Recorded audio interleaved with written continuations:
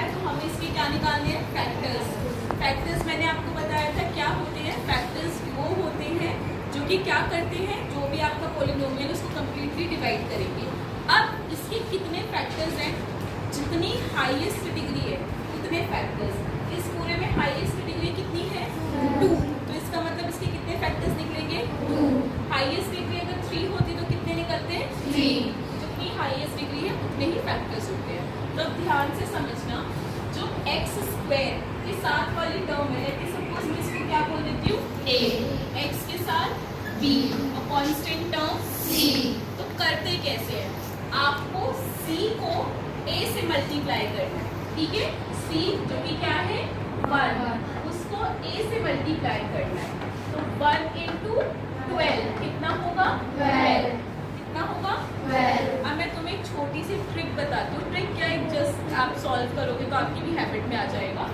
अगर यहाँ पे प्लस है, क्या लास्ट में c के साथ प्लस है, तो आपको क्या करनी है, जो भी आप स्प्लिट करोगे, अभी समझाऊंगी स्प्लिट कैसे करना है, बट पहले मैं साइन समझा रही हूँ।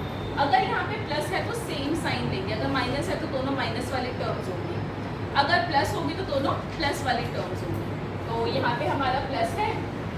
अब हमें 12 को ऐसे स्प्लिट करना है कि उसको प्लस करके क्या आ जाए आपका 7, ठीक है। अब 2 के फैक्टर्स देखो और 12 के फैक्टर्स देखते हैं, तो 1 × 12 12, ठीक है। 2 × 6 12 और 3 × 4 12। बट बेटा मैं ये वाला फैक्टर नहीं ले सकती क्योंकि यहाँ पे तो मेरे को प्लस करके क्या लेके आना है 7, तो मैं ये वाला फैक्टर लेती 12 + 1 तो मेरा 13 हो जाएगा, ठीक है।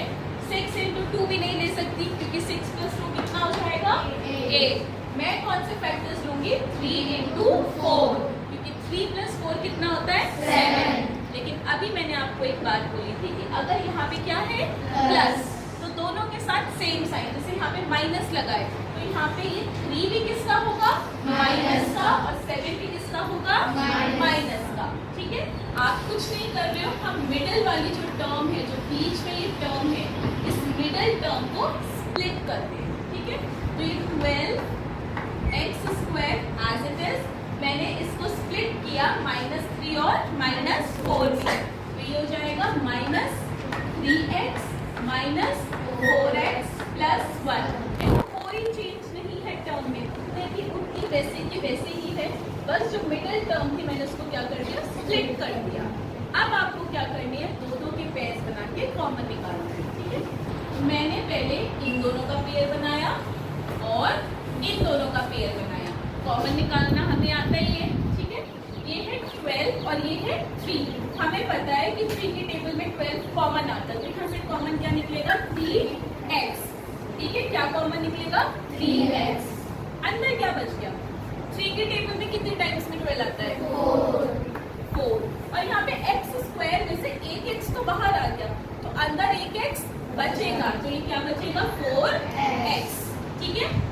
बीच में माइनस का साइन है, minus 3x as it is पूरा बाहर आ गया, तो जब कोई टर्म पूरी बाहर आ गई तो वहाँ पे क्या बच जाएगा, 1।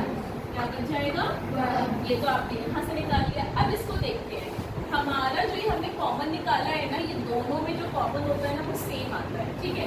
तो अब इसमें भी क्या कॉमन निकालो, ये है तो प्लस का साइन, लेकिन इसके साथ प्लस और माइनस दोनों के साइन होते हैं। बस ये समझो कि प्लस का साइन डोमिनेटिंग है और ये माइनस का है, तो मैं इसमें से ना माइनस का 1 कॉमन निकालूंगी। कैसे, देखो सॉल्व करने के बाद वो सेम ही आएगा। माइनस का 1 कॉमन निकाला, अंदर क्या बचेगा, 4x - 1।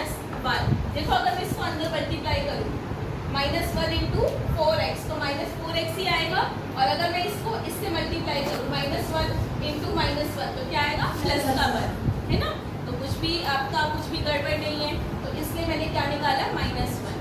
अब अगर आप इसको देखोगे, आपको इन दोनों में ये पूरी एक टर्म है, ये पूरी एक टर्म है, इन दोनों में मुझे 4x - 1 कैसा दिखाई दे रहा है, कॉमन दिखाई दे रहा है। कैसा दिखाई दे रहा है, कॉमन। जो चीज कॉमन होती है उसको हम क्या करते हैं, बाहर निकाल देते हैं। तो मैं क्या करूंगी, 4x - 1 को कॉमन बाहर निकाल लूंगी। अंदर क्या बच जाएगा, यहाँ से क्या बचा, 3x, और यहाँ से क्या बच गया, -1।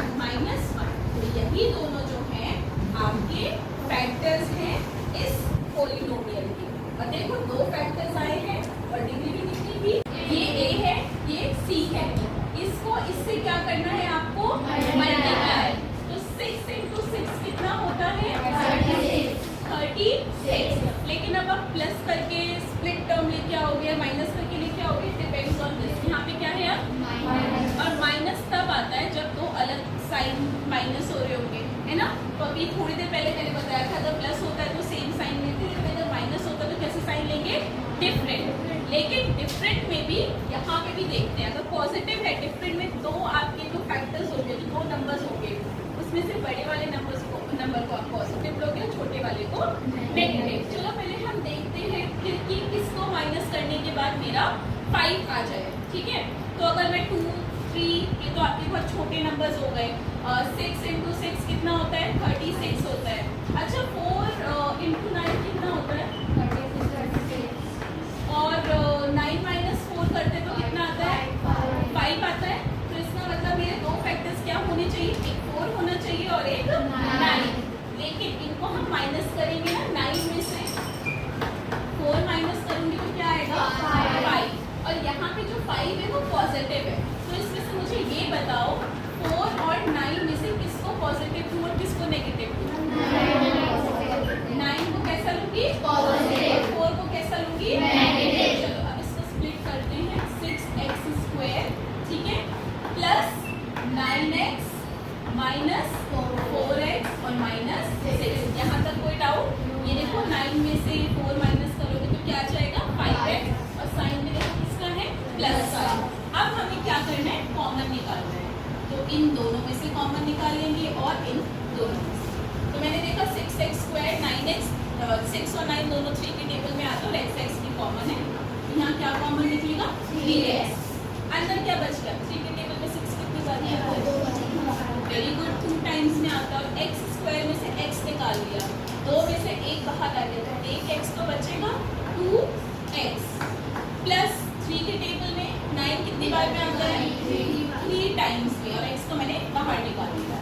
अब इसमें से क्या कॉमन निकालेंगे, देखो यहाँ पे मुझे प्लस चाहिए, मैंने आपको बताया था प्लस माइनस दोनों है, डोमिनेटिंग यहाँ पे माइनस है। इन दोनों में से हम -2 निकालेंगे, ये 4 भी और 6 भी दोनों ही किससे कंप्लीटली डिविजिबल है, 2 से है। 2 इनका एक फैक्टर है, तो मैं क्या निकालूंगी बाहर, -2। अंदर क्या बच जाएगा, 2 के टेबल में 4 कितने टाइम्स में आता है, 2x, और माइनस तो बाहर निकाल लिया, यहाँ क्या बचेगा फिर, प्लस, और 3 कितने टाइम्स में आता है, सॉरी 6 कितने टाइम्स में आता है, 3। अब देखो ये दोनों सेम है, 2x + 3, 2x + 3, ये बाहर कॉमन आ जाएगा, और अंदर क्या बचेगा बेटा, 3x - 2। तो ये दोनों जो हैं, ये जो दोनों हैं, ये आपका क्या है, इस पॉलिनोमियल के फैक्टर्स हैं, और इसके डिग्री 2 है, तो इसके कितने फैक्टर्स निकले हैं, 2 फैक्टर्स।